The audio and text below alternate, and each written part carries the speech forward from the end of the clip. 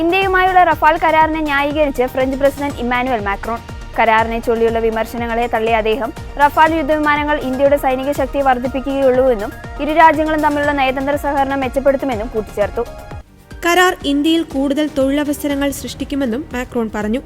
നമ്മൾ എല്ലായ്പ്പോഴും തദ്ദേശ നിർമ്മിത ഘടകങ്ങൾ കൂട്ടിക്കൊണ്ടിരിക്കുകയാണ്. അക്കാര്യം ദസോ ഏവിയേഷന്റെയും ഇന്ത്യൻ സർക്കാരും തമ്മിലുള്ള ചർച്ചയുടെ ഭാഗമാണ്. റഫാൽ നിങ്ങളുടെ രാജ്യത്തെ കൂടുതൽ ശക്തിപ്പെടുത്തുമെന്നിരിക്കെ ആളുകൾക്ക് എങ്ങനെ ഇതിനെ വിമർശിക്കുവാൻ സാധിക്കുന്നുവെന്ന് എനിക്ക് മനസ്സിലാകുന്നില്ല. ഇത് ഇന്ത്യയും ഫ്രാൻസും തമ്മിലുള്ള നയതന്ത്ര സഹകരണം വർദ്ധിപ്പിക്കും. ഇവിടെ കൂടുതൽ തൊഴിലവസരങ്ങൾ സൃഷ്ടിക്കപ്പെടും. ഡൽഹിയിൽ പ്രധാനമന്ത്രി നരേന്ദ്രമോദിയുമായുള്ള കൂടിക്കാഴ്ചയ്ക്ക് മുന്നോടിയായി മാധ്യമങ്ങളെ കണ്ടപ്പോൾ മാക്രോൺ പറഞ്ഞു, പരമാവധി ഇന്ത്യൻ ഘടകങ്ങൾ ഉൾപ്പെടുത്തുവാനും നിർണായക ഉപകരണങ്ങൾ ഇവിടെ നിർമ്മിക്കുവാനും ഫ്രാൻസ് പ്രതിജ്ഞാബദ്ധമാണെന്നും മാക്രോൺ കൂട്ടിച്ചേർത്തു.